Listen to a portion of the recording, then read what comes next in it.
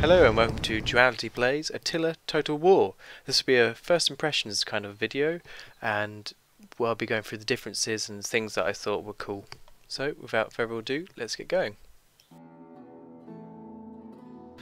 And here is the campaign map. I am playing as the Geats, which is one of the Viking people, and I chose them because I wanted it a bit easier so I could start with the main place, which I'll show you here. It's Hrefnasholt. So it's up here, so they had the main place, so it starts out a bit easier because they have more buildings and a greater amount of garrison. And they also have their special ability, which makes them immune to cold attrition, and according to the Creative Assembly Let's Play, the snow slowly creeps throughout the campaign, will slowly get lower and lower, so it's quite useful to be immune to cold attrition. This video will be split into 3 parts, and the first part is I'll show you the differences on the campaign map, differences compared to Rome 2, and then the second part will be my attacking of Angulus with this guy, and then also the third part will be the Angles attacking back, because I was able to sneak in and take this with very little resistance, and then they decided to come and take it back, which makes sense, and it looks like they're on their way back to get me, which is annoying. What do I have there? An alibi is enough, that would be fine. Yeah, a bit sort of some AI quibbles, because when I attacked, I moved my army here first on my border, and then they just wandered off to go raid, so they left their base completely open. They left the city, so I just charged in, took it, and then they haven't actually come back. I think that's the Jutes, and did exactly the same for Alibu. The Jutes here were off raiding somewhere, and they're still around, which is interesting, because rather than being destroyed, rather than suiciding against me like they would in Rome 2, they now can like migrate as an army, and they can survive as a unit, which is quite interesting. Indeed, I could actually uproot my whole civilization and start migration, as you can see in the summary of the faction tab. So I could abandon all my settlements and turn my army into a horde. I've got quite a strong position here, and I don't think Attila will reach here. Might be wrong. There's a lot of people to get in the way, so I'll find out by then. So I feel like I'm relatively safe and don't need to uproot my whole civilization. Anyway, differences on the campaign map. As you might be able to see, cosmetically it looks different. It's a bit weird not having the money and things down there. It's now it's up here. You have like a universal food supply, which makes more sense. It kind of, I don't know, the one before it was a bit confusing. I didn't really know what was happening. Current treasury, predicted income, the age, the season. That's the word I was looking for. And then in the province menu, it's interesting because you can actually do an edict. I'll show you with this one, Angulus. You can do an edict without holding all the cities in the province, which is nice. But back to this one, the super new awesome feature, which is actually kind of crap, is sanitation and squalor. So you have to pay attention to this, otherwise you have quite a high risk of disease, which is just annoying because it's separate to each city. So you have to. It pigeonholes you into having at least one building towards sanitation, otherwise you can't actually grow without. As you can see, all these options give squalor, and it's just like, yay, disease, or build a building, be pigeonholed into building this one building. It's a bit like, I don't know, it annoys me a bit. Anger is probably a bit too far. And other important changes are in the faction menu and the family. So this is the politics. And there's a governors. So interestingly, you can actually have governors for your province. So they are separate. They aren't generals and they aren't statesmen. They will sit there and help and give various different bonuses, such as Gortrek here. He's in charge of Frisia, so I've only got one place there. If we look at his details and skills, he's a merchant, so his wealth plus 20% from commercial buildings, and then the general skills also give you skills to your commanded force, or that one will give it to you if you have a horde. So if you do decide to migrate, everyone goes towards this horde, which is interesting. You can also choose what to put in their household. So I could give him pancration clubs, unit experience plus 3. Not that useful for someone that's sitting there as a statesman. Although interestingly, when I was attacked, he did join in the battle, because he's based in where are we? Based in Angelus. Loyalty is a measure of a character's devotion That's to nice, the go. ruling party of his faction. So, and that said heartbroken, which was interesting. Sorrow has ruled this man's heart since he lost his held dear. Ah, right. Ah. So his wife died. That's a bit of a shame. And then you can actually make a marriage happen, or thereby go and seek wife, but you need enough influence, and his influence is there. He does not have enough, which is a bit aggravating. Also, I'm not a big fan, although it was kind of in Rome too, of the politics. It's a bit either you're balanced, and it means you can't expand really fast, and you can't give everything to only your family, because otherwise if you go to power absolute, your public order goes down, your loyalty of generals goes down, your growth goes down, and I don't really understand why. Integrity of your forces goes up, tax rate goes up, and then swings and roundabouts with the impotents who are really weak and crud, but apparently people are happy about that. And this is a mixture of dominion, which is your influence over the faction, and control, which is your mastery of politics, and it's just, I don't know, just a layer I didn't particularly want in the game, but it is. I'm sure some people will be quite excited by it, but the integrity, and you might be wondering what integrity is to do with your forces. So your force details, you click down here, and integrity, these ones are devoted, so it changes if you for some reason have a -1 because you're in Viking. That's odd. But if you're in friendly territory it's higher, that's because of this skill, and just other things. You can, which is quite funny, decimate, which destroys 10% of the men to put the integrity and morale higher, which seems very extreme, but there we are. And I just noticed these guys are called the Icicles of Blood. I really like that name. Anyway, so what else? You have your objectives, blah blah, same as before. You have trade and finance, which probably has more details. But again, I'm not The trade tab. too big on micromanaging. If you do want to see that, just say and I can show you in more detail. But for now, an improvement is the technology screen is actually on all in the same screen, and it just shows you everything there, so you'd have to click between and be like, if you want to compare. So at the moment, I'm going for craft specialization, which gives -5%, blah blah, for the industrial buildings, and then civil one here. So that's all I can think of for. Oh, and some little icons just to show general things happening. +2. Huh.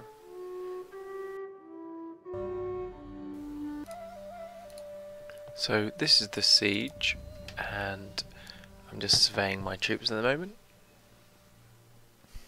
And as you can see, this is what cities now look like, and there are marked improvement on Rome 2.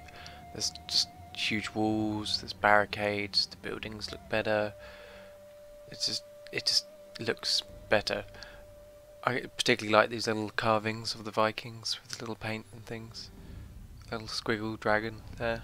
I don't know. It was just impressive, and I've only got it on high graphics, medium to high. There's also other little things, like there's these little people, non-combatants in the field, and as it's paused they're not moving. And during the day there's actually people that flee the battlefield, which was quite cool. It's interesting that there are these extra little bits. So I'm just panning back now, and we're going to look at one of the troop units, the spearmen. Oh, bring up steam.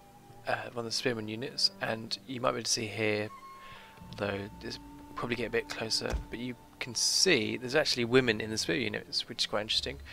And it's just, there's so much detail between each unit, and you can see like the blood and the sort of distressing on the shields, and that guy's got a fox head or wolf head. Actually, it's a bit more impressive.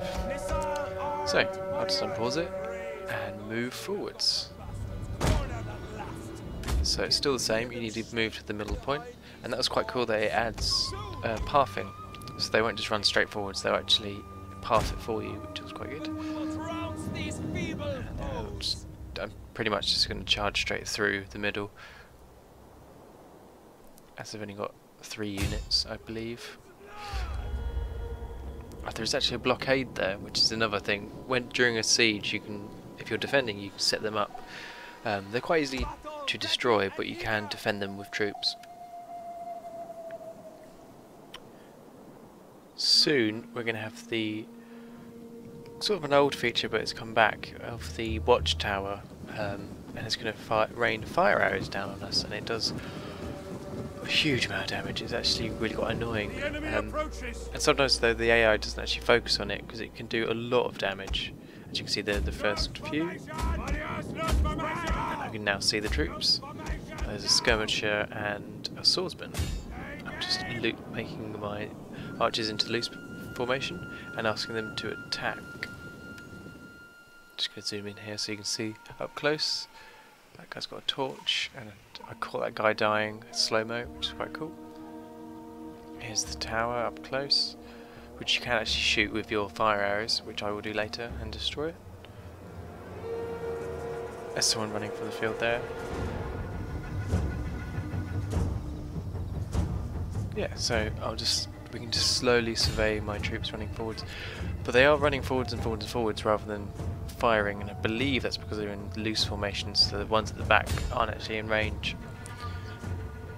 And I'm getting a bit annoyed, I think, at this point where they just won't do it, so I'm having a look at fire at will. I'm just placing them now to see if that will fix it. Still running at half speed, and I've got the rest of my troops coming up as well. And I can play at normal speed, and then fast because there's no one waiting around. It still didn't look like they were firing, but now that I've made them into tight formation, they are. And because I always find this quite visually impressive, I've slowed it down. I've paused it now. We can just watch as the arrows fly into the enemy troops. So there we are. Slowly. And if you might notice, they actually put up their shields to defend, which is quite cool.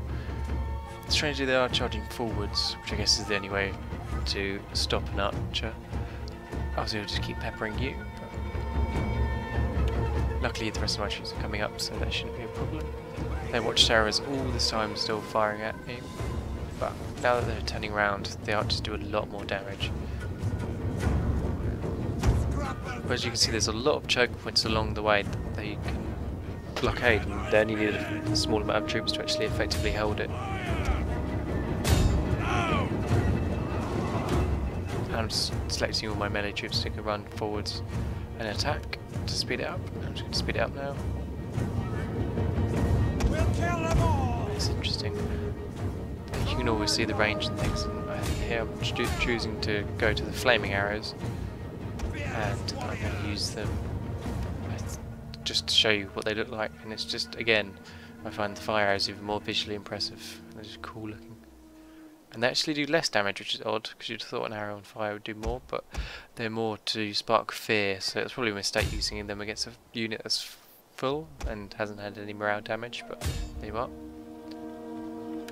I'm just choosing my melee men to go forwards, and this is the first volley against the tower, and it takes quite a lot.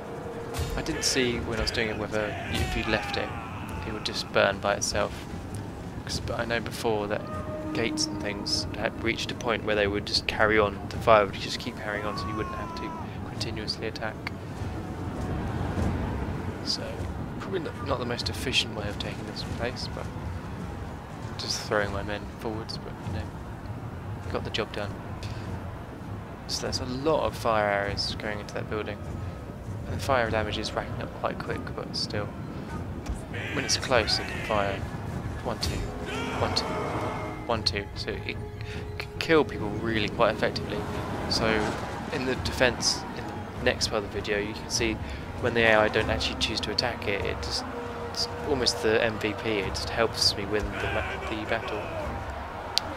I did have some major lag here, and I'm pretty sure that's because the tower set itself alight, and it just didn't like that, figure that out, so then it just did major graphical stuttering. Get some cool close-ups though, which is a bonus. To admit defeat. Their unit has rallied. And it was very bad. Almost had to stop the video because of it. I don't know why, it ran fine during the benchmarking, so I don't know. I think it was just the explosion of fire. now that the tower's dying, it should fix itself. Ooh, it's still going. I'm just looking at the tower now, because I'm figuring out there's that. Hopefully it'll get back to normal. Interestingly, I didn't have this problem in the other battles. It was only just with that tower when it died. Strange. And that's up close. More lag. There we are, now it's just normalised. So I don't really know what that spike was, but there you are. It's just an annoying quirk of this new, because it was released today, I guess.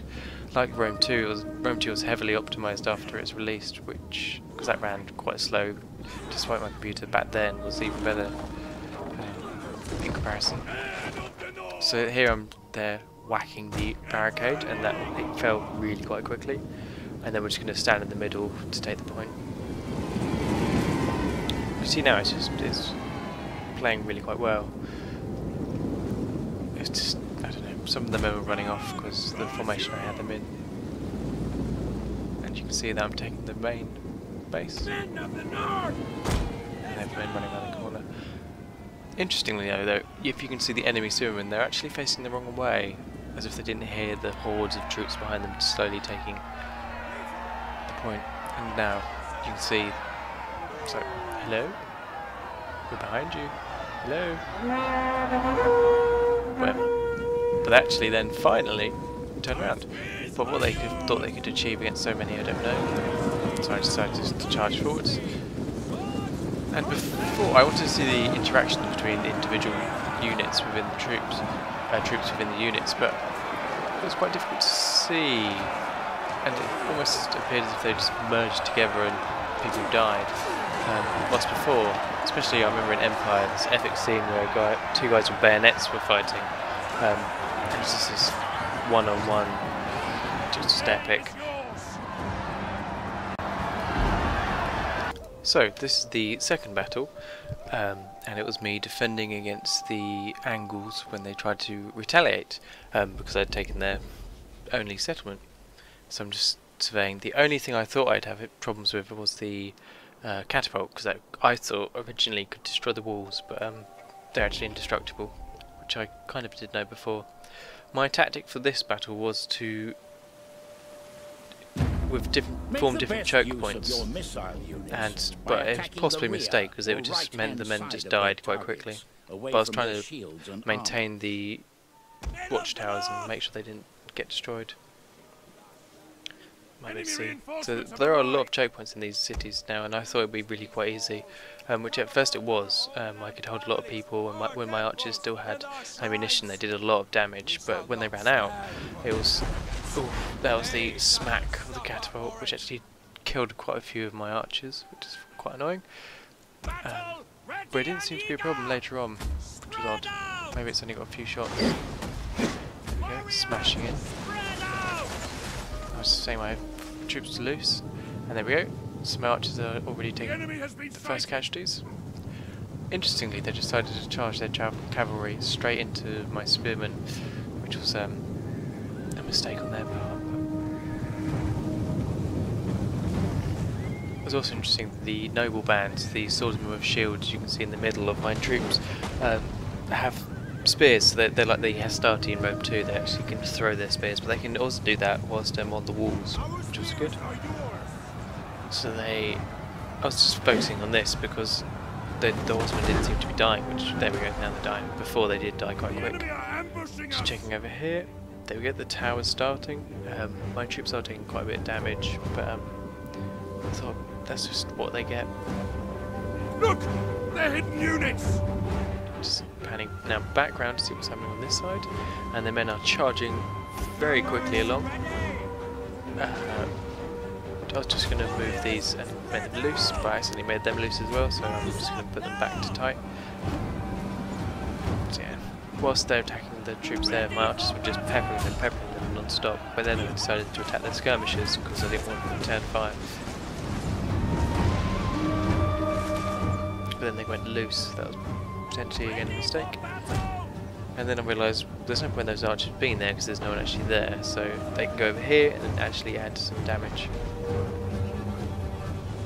So over here they're being outnumbered, but because they're spearmen in the wall, they held the line very effectively. But they don't actually have the shield wall ability, which I was hoping for, which, like the Britannic tribes and the Romans, did actually have, and the Greeks, and it just increased their defence substantially, where they could just put their shields in front, link up, and then defend. But maybe they wouldn't have upgraded a bit. So just looking at my troops here, I think it's going quite well. Despite at the top, it's put the balance more in their favour, but it must be because their troops are more powerful, so it believes that. But it's always done so, especially in Shogun 2, where there was when you were attacking castles, or more specifically when you were defending, it would say, oh, you have a really small chance of winning. But if you're defending the top of the wall, they have to attack up a wall, and it's quite a huge gradient they have to go up, and you can kill, even with the normal levies, just kill troops upon troops upon troops. Oh, here one of my troops, they're fleeing, so the watchtower's going to go down, sadly. But then I have the skirmishers there, which are throwing their spears.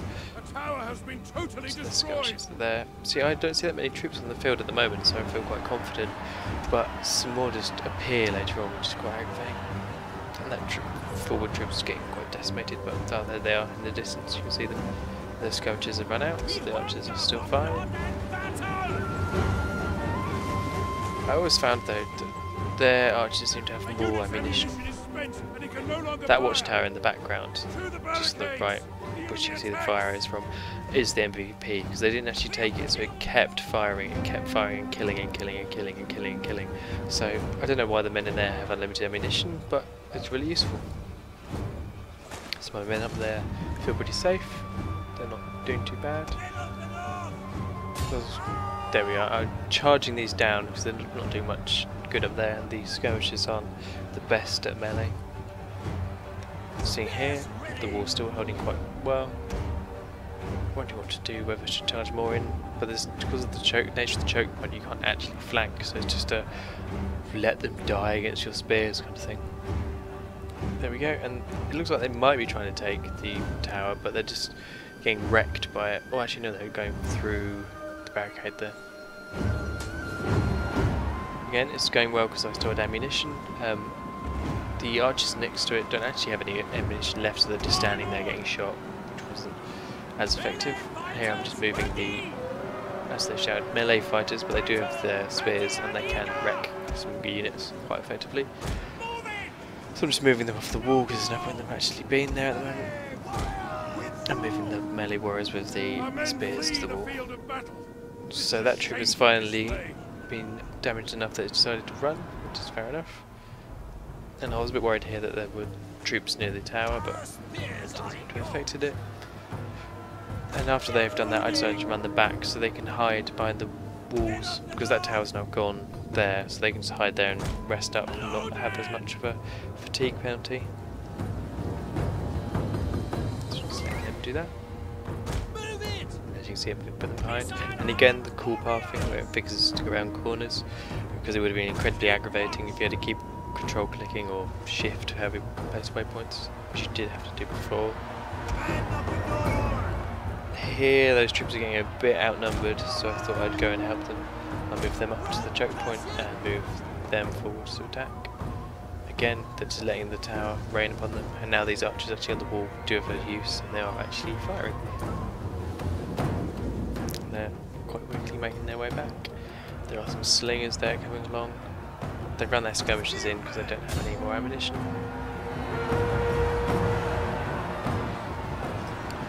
So, I think the battle's going relatively well.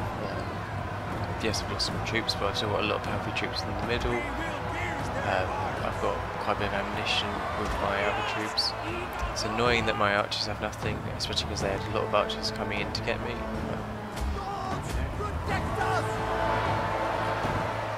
Fire at will, which was stupid because they didn't actually have anything to fire, so I was running them back and moving some more light skirmishers forwards.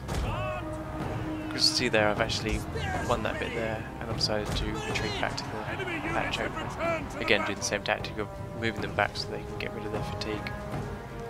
And over here, the tower and the archers are still doing their thing, so that's good. But as you can see, there are a lot of fresh troops coming towards my walls.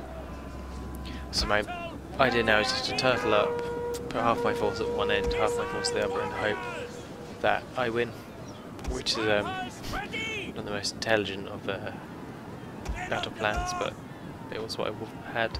I thought I had because of the choke point, they would just keep dying against the spears, which I don't know. Again, not very intelligent or very brave, but hopefully it gets the job done, which it did. It did have enough troops, which was good. So again, I'm just slowly moving my men off the walls because there's no point in them being there, because they can't climb the walls, unlike in Shogun 2. And then those troops run out of arrows as well, so I'm just waiting for them to come along. Those archers are coming, and those archers will actually start wrecking me a bit later on. They just keep firing into the middle, and because my troops are all quite close, they did quite a bit of damage. So now I'm just speeding up, and I actually forgot to this point to use the abilities of my generals. So I actually had two. One of them was the governor, and because as I've only got one place in the province, he joined the battle. I don't know if the governor joins the battle in all the towns in the province. Probably that wouldn't make sense, because if he gets attacked twice, it means he can teleport. But you never know. I'm guessing it's just the main one where he's based. So they're now attacking this bit as well, and you can see the archers coming in. They are going to slowly get here and they start peppering me, which is quite annoying. They still haven't taken that tower, and although I've said it a lot of times, look, it's still firing and firing and firing. It's just MVP. And now pretty much it's going to boil down to them attacking my troops on this end, and them attacking my troops on the other end, in the far bit, and they just slowly grind themselves. So I'm actually going to skip forwards a bit, and then I'll show you my troops chasing them. So to set the scene on this one, I've defeated them both on both ends, and I have lost a lot of troops, as you can probably see. But I decided that the group that was at this end will charge them down and just get rid of them. This was actually quite stupid of me, because they were very highly fatigued. They didn't have many troops left in them, and there were horsemen that are quite effective at breaking around. I had the troops back in there, people were quite healthy, but I thought, oh, these people will be able to do it, these people will be able to do it. And as you can see, they slowly decide to run away, which probably exacerbated by the archers firing heavily on them. Again, you can see the fire is throwing themselves in from that tower, which they still didn't take down. I just get my men to come back forwards, back forwards. And they are now fleeing, which is annoying. But they've only got a couple more units left, and as you can see at the top, the battle is more in my favour. So I decided to just select all and to charge them down towards the enemy. Again, you may have noticed in my previous battle, intelligence isn't always the way I play it. It's more just throw my men at them, keep throwing them in, grind them down. So you can see the fire tower is just single-handedly keeping them at bay, because if they get close enough they'll run away, and mainly because their morale's so bad because their general's been slain. And I was only saved, I think, because my generals did so much work. They had such superior units that they were able to kill so many, and they were all running away. I didn't even make it, and I just won the battle. So that was a quick look at Attila Total War, and I hope you enjoyed it.